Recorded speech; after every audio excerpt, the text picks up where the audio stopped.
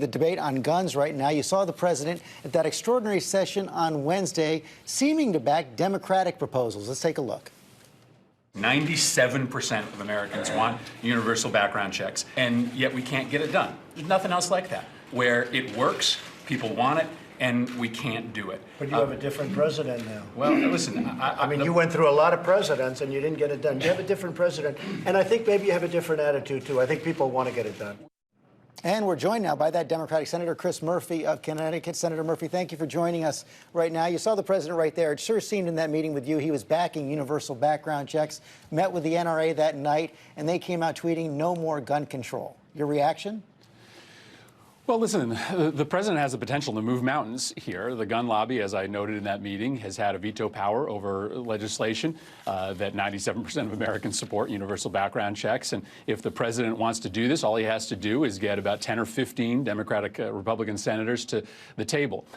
Listen, I think the president is trying to have it both ways. I think he knows that the mood of the country has shifted such that he and his party are going to pay a huge price in the polls in 2018 and 2020 if they don't start supporting things like universal background checks. At the same time, the NRA was one of his earliest supporters once he was moving towards the nomination, as he was trying to consolidate the Republican establishment in 2016. And so he's trying to keep them happy as well. The fact of the matter is his instincts in that meeting are not wrong. And if he and Republicans don't start showing some movement in the wake of Parkland, there aren't going to be as many Republicans around for him come 2019 and for his entire agenda and perhaps for his political salvation. That's not good news for him. Don't you need the president to take the lead here? It's not going to get done if he doesn't.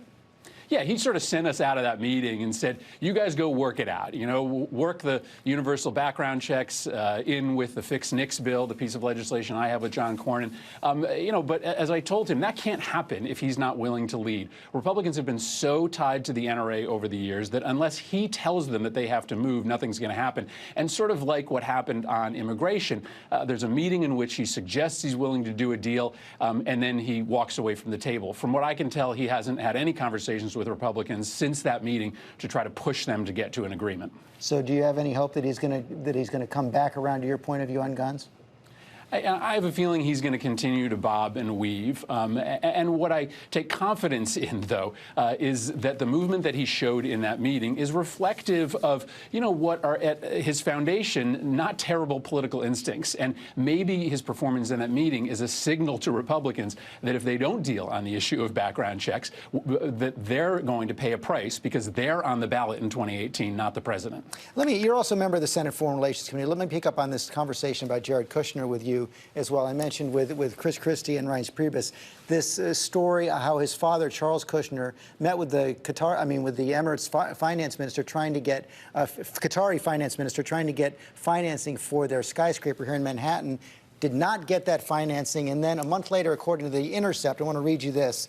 The failure to broker the deal will be followed a month later by a Middle Eastern diplomatic row in which Jared Kushner provided critical support to Qatar's neighbors, led by Saudi Arabia and the United Arab Emirates, a group of Middle Eastern countries. With Kushner's backing, led a diplomatic assault that culminated in a blockade of Qatar. Kushner, according to reports at the time, subsequently undermined efforts by Secretary of State Rex Tillerson to bring an end to this standoff. What do you make of that report? Well, if it's true, it's damning. If it's true, Jared Kushner has to go. For many of us that follow the Middle East closely, we could not understand why the Trump administration was so firmly taking the Saudis' side in this dispute between the Saudis, the Emiratis, and the Qataris, because the United States has very important interests in Qatar. At the top of the list are thousands of U.S. troops that are stationed in a base there. And so to so firmly take the side of the Saudis against the Qataris, potentially resulting in the downward spiral of the Qatari economy, put thousands of Americans at risk. If the reason for this, if the reason that this administration put U.S. troops at risk in Qatar was to protect the Kushners' financial interests, then listen, that's all the evidence you need to make some big changes in the White House. Let me also bring up, we're going to have Commerce Secretary Wilbur Ross coming later in the program. You saw the president's announcement of steel and aluminum tariffs on Thursday, expecting the formal announcement this week. Do you think there's a national security threat in imports from Canada, Mexico, South Korea, and Japan? Well, I think the president needs to recognize that none of these actions take place in a vacuum. I can support some targeted sanctions against China. They've been dumping in the United States for a long time. But at a moment when you need the Chinese to be the heavies on North Korea to try to disabuse them of their nuclear ambitions, you're jeopardizing American national security interests.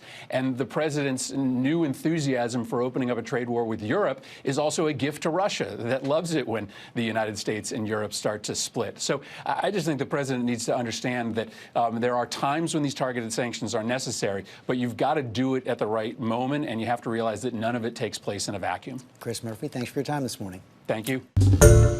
Hi, everyone. George Stephanopoulos here. Thanks for checking out the ABC News YouTube channel. If you'd like to get more videos, show highlights, and watch live event coverage, click on the right over here to subscribe to our channel. And don't forget to download the ABC News app for breaking news alerts. Thanks for watching.